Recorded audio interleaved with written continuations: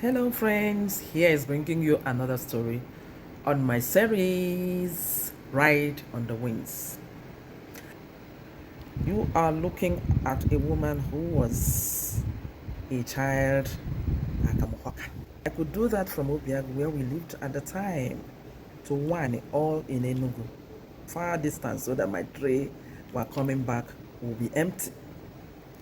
When we lived in Azata railway quarters, I could go to as far as GRA to do that before going to school. And I must ensure that my tray was empty of the number of portions of Akamu I left with. So on that fateful day, I walked just behind our house in Ebelin, a very magnificent building, well, in the eye of a child. We had been seeing it, admiring it, and all that. So, luckily for me, one man looked through the rails and called, Akamu, Onya Akamu. That's Akamu, seller.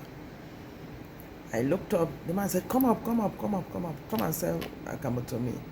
I don't even know how I felt at the time.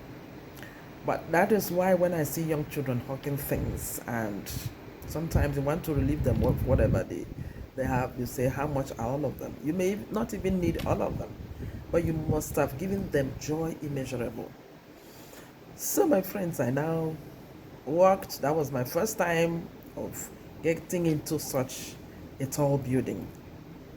So when I got there, the man was at the extreme end. I think it was 3-story building. So, and he was on the topmost. He stayed by the staircase, beckoning me to come. So, because of course I wouldn't have known what to do. So I walked up, you know, he opened his door and asked me to come in. Innocently, I came in. So when I came in, I remember a child that was just getting her breast sprouting up.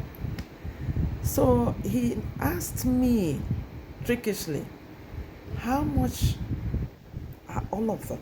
Because in that tray were portions of their Akamu, you know, the way you sell them.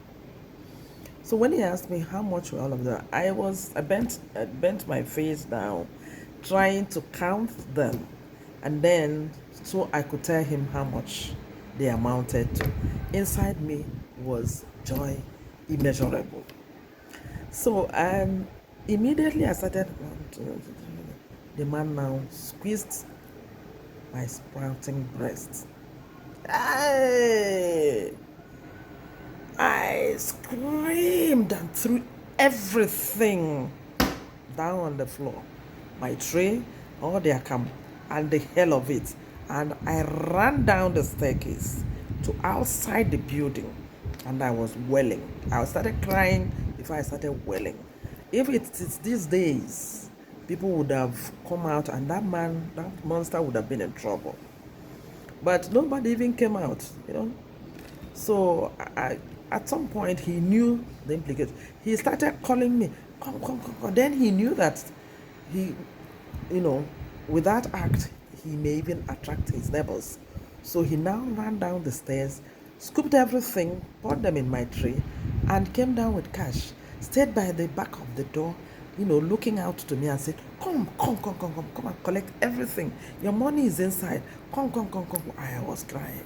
He now dropped the tray just at the entrance with the money inside, you know, just showed me the money and threw it inside and left. I had nobody to tell anything. I quickly went because I knew that if I didn't go home with that tray empty with the money, so I was very happy because at least that's a big relief. I will go to school early. I went home, submitted the money for the Akamu. My tray intact. I wouldn't know whether I threw away the Akamu. I don't even remember. It was such a long time. So, but nobody heard it until I'm telling it now. And it's in my story. So, my friends, thank you so much for your ears. And I hope to bring you more stories on my ride on the wings.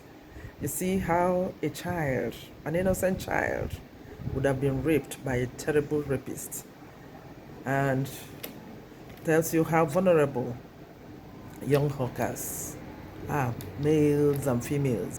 Thank you, my friends, once again.